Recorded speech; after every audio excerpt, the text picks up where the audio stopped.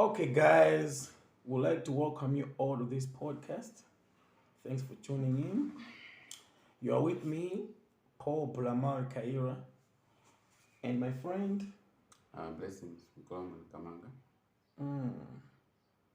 So, my friend, I'm actually curious. What's the meaning behind your middle name? Alright. Basically, it means whirlpool. That's where the water is stirring around. So we call it Mkolomba. Okay. Yeah. Is that a Tumbuka name? Is that Actually, Tumbuka? it's a Ngoni name. Oh, I'm going. Yeah. Okay.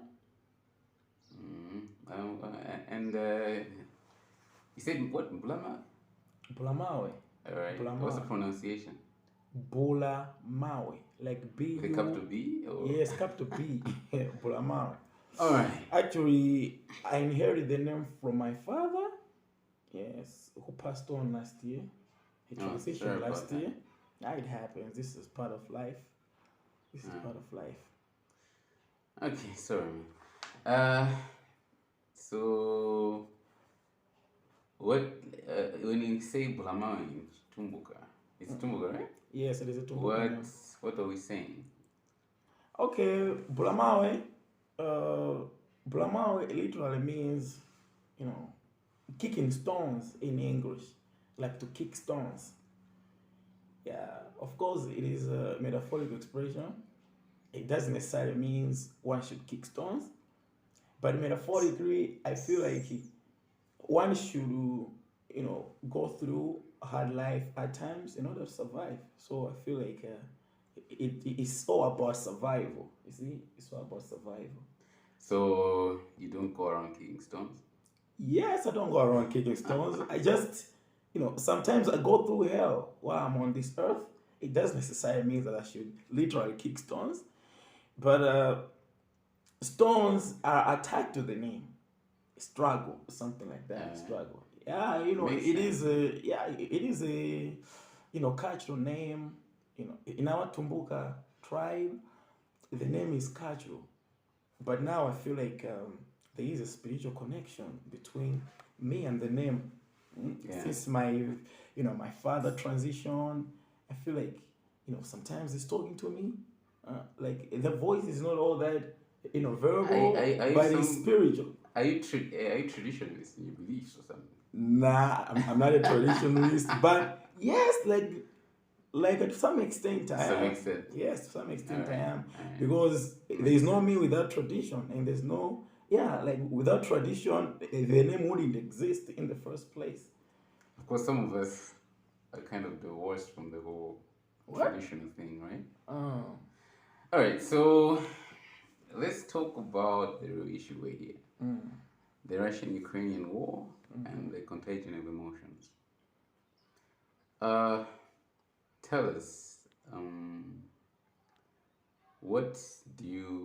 how do you analyze the whole thing? How are you analyzing the whole scenario right now? Like right now in 2022? Yeah. I feel like it's, complicated. It's complicated. Yeah. And since time immemorial, it has always been complicated. I feel like, Russia, Russia has always been a father to Ukraine. Wait, father, explain that. Like, Ukraine has always been in the underarms of Russia. So it's been like that for how long has it been? Since time immemorial. Since time immemorial. Like, first time someone said this is gonna be Ukraine, Russia was like, all right, dude, you're under us right now. Yes, like in the underarms, just like a baby. It's like, right. Because even the capital city of Ukraine, Kiev. Yes, some Russians, as a matter of fact, Russians believe that that's their birthplace. Yeah. So I was reading a little bit of history. I was reading I was reading a little bit of history, and apparently the first person whom we can call the first Russian king, he was known as Rurik, the Ruse. Yeah. So he was the first Ruse of Kiev, the first Ruse. So like that's where the Russian people point to their origins as the yeah. So from there were a lot of there was a long line of kings and empires and movements from Kiev as the capital city of the empire to other areas, Moscow and other areas as well. And apparently these guys they feel they are almost the same tribe. I'm not going to say tribe or Yes, nation. like They have the same roots. Both the Ukrainians and the Russians have the same roots. But then they have kind of departed from each other traditionally a little bit. yeah. But then some Russians or some people believe that these people have to come back together as one nation again. Yeah. Do you hold a conviction that Ukraine has got cultural ties, with Russia? Definitely. Okay. I was remarking that, even when you talk of the two leaders, Vladimir Putin and Volodymyr Zelensky, you take the names, it's almost semantically similar. Volodymyr and Vladimir that's almost the same word, just different pronunciations. So we can see these guys are phonetically the same, probably even their families are entangled somehow. Like these guys have almost been called one people for a long time. Okay. But then, that's why the conflict is so bitter, because when you're talking of people who are neighbors for a long time and then they're fighting, the fights are always deadly. They're always deep. Because these guys, they know the terrain of Ukraine, and the Ukrainians also they know the terrain of Russia. Yeah. They speak almost the same language. Even Ukrainian is not like that different from Russian. Yeah, it's not that different. Yeah, so like I feel like to some extent, there is a justification as to why, Russia always wants to be, close, close to Ukraine. Like these guys want to be closer to each other. Why do you think they're justified? Why do you think Russians are justified? I feel that way because these guys are neighbors. First of all, these guys are neighbors, just like Malawi and Zambia. These guys are neighbors, and as you have already said, they hold the same cultural, beliefs to some extent. So it is very easy for one to have his or her neighbor to be close to them, to be closer to them. Yeah, so I feel like apart from the security reasons, but cultural, yeah, there is a justification on the aspect of culture. There is a justification. Okay, so are you trying to say that Russia is justified in invading Ukraine? Not really, because things have changed. Things have dramatically changed over the years. Okay, if we, turn back the hands of time, if we go back to, the years 1918? Like 1918, when Ukraine felt like, oh, I think this is enough. I should be an independent, state. But just 3 years later, is it 3 or 4 years later, from 1918, then 1921. 22, yeah. Yeah, I feel like 3 years later, Russians were like, nah. They invaded Ukraine and they conquered Ukraine. They become part of Ukraine again. And it has always been like that, maybe up until 1991, when the Soviet Union fell. Ukraine became an independent country again. So I feel like in 2022, Russia trying to bring back Ukraine, to its Lord, there is some kind of misunderstanding. Things have changed. Technology, where new people on the face of this world, So okay, something like that. I get it, I get it. Mm. All right, so like you say, the way I look at it, Mm-hmm. we're looking at two people who are they have already created a mindset that they're almost equal because they have the same roots. Mm-hmm. But then one has always been a little bit more powerful than the other. The Russians have always been more powerful than the Ukrainians. The main reason why this is so is actually because Russia is geographically blessed. To defeat Russia, you have to, wow, you really need to time your invasion pretty well because it doesn't have to be winter. And not only that, you have to make sure that you have enough vessels to invade it. And because of its large border, it's really hard to really say I've surrounded it. You can surround the city, but then to completely defeat it, it's really hard. It's different from Ukraine. Ukraine is, if you look at it, when you look at it, you see that most of it, like some of its cities are close to the Black Sea. Yeah. It's easy to invade a city from the ocean. Yes. It's really simple. Yeah. You just need marines and you need ships. I mean, even for Kiev as well, it's the same thing. It's close to the border with Belarus. It's easy to launch an attack from the border, right? When it comes to Russia, maybe you can try to defeat Moscow, but then the other cities, it'll be hard for you to really get them. So it's geographically blessed, and it's really hard to invade that country. And So there's only a narrow window of invasion. Yeah. Okay. Actually, a lot of dictators in the past have failed to invade Russia because of that. Right? You talk of Hitler, he failed because of that. There are many others as well, they failed. Of course, there was also They used to entered do the with wrong weather. season. Yes, weather. Yeah, the weather is insane. Mm. So these guys, they've been fighting for a long time.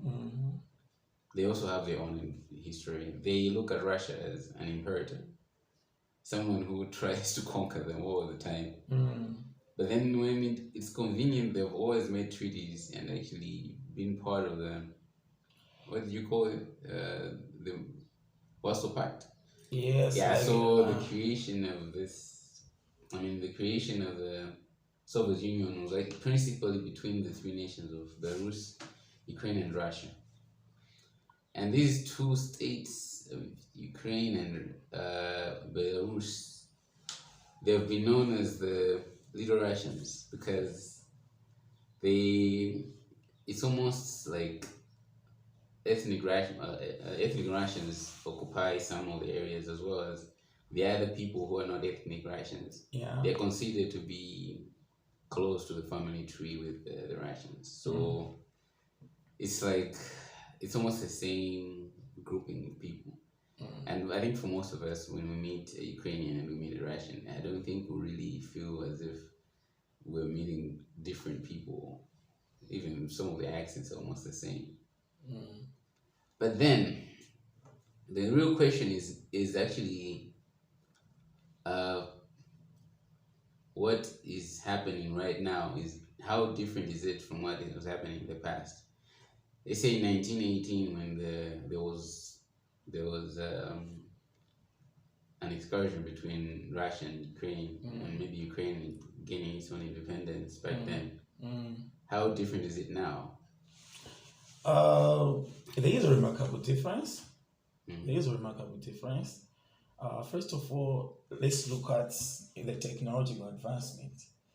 Like in 1918, I don't think there was what we're calling now the global village. Like we Africans were we were absolutely excluded from the global affairs. Yeah, largely, I think. Okay, Yes, so like, the way I look at it, like the transfer of information from from Europe, from America to Africa. I feel like the transfer of information the rate itself of was very transformation. slow. Oh yeah, so you're right in that. I think over the years, when you look at history correctly, you realize that the transfer of information between civilizations has always been slow, and because of that, that's why civilizations have created their own pocket centers. Yeah. Uh, what I mean by pocket centers is like for the Asian subcontinent, these are subcontinents, not a continent. For the Asian subcontinent, you had nations like China being at the center, maybe the Indian Empire as well. For Europe as well, you had their own Roman thing right there. For Africans, they also had central missions. Yeah, we had I don't want to say Zimbabwe, but the Zimbabwe kingdom, because that wasn't really that great. Yeah. But I think we had what did you call that? We had the Benin Empire. Yeah, the Benin Empire. I think that was the central one. Yeah. Yeah, so we had these pockets of civilization right there. But then we also had the Kush Empire, the Egyptian Empire. Though the Egyptian Empire was really at the crossroads, because when you look at the geographic, they say the whole area of Palestine is just a melting pot of civilizations, right? It's always been like that for a long time. So they're always in excursion with the the Asian subcontinent, the European subcontinent, and the African continent. This has always been like that for them. So that's why they probably had to adapt even ideologically differently from all the other nations, all the other subcontinents, as well as the other continents. But the way I look at it, I feel like the difference is that as time went by, the rate of transformation increased to enable creation of larger empires. Yes. Yeah, so I think the continents that had the best capabilities to do that were the ones that embraced capitalism. That's why you had the British empires, the Portuguese empires. But then coming to the First World War, that was actually fighting for global dominance. So in a weird way, the nations like Germany and Russia and Japan, they wanted global dominance. I bet they did, Italy. But then the thing is, the one who won that war was America. You see? So America. Came on top. After the two world wars, America came on top. Not by their own scheming, but I think it was a stroke of chance as well as the right ideology and the right trends in their political arena. Yeah. Now with the coming of the Second World War, the only nation that was actually close to America was the Russian nation. Yeah. So actually, we had the creation of two superpowers with the Second World War, and there was a balance of power between these two. All through the Cold War and whatnot, up until 1991 when the Soviet Union dissolved. Then we had more like a declining world power and one that is holding its reins. Yeah. And then we also had an emerging world power, which was China. Yeah. So at this moment, the reason why it's very significant is because every time the global world order is set that these are the world powers, it's stable. When a world power is declining or world power is being challenged, the global economy always becomes unstable. I don't know if you've read Dalio. Yeah. But he talked about the same thing. That has always been the case. Yeah. Ray Dalio talked about the same thing, that there is a very high chance that this global world order is declining, and there's a new world order coming about. Now, this new world order represents the declining monetary dominance of one nation, which is the American nation. And this has actually just sped up that process, which means that whatever is happening right now is going to be permanent.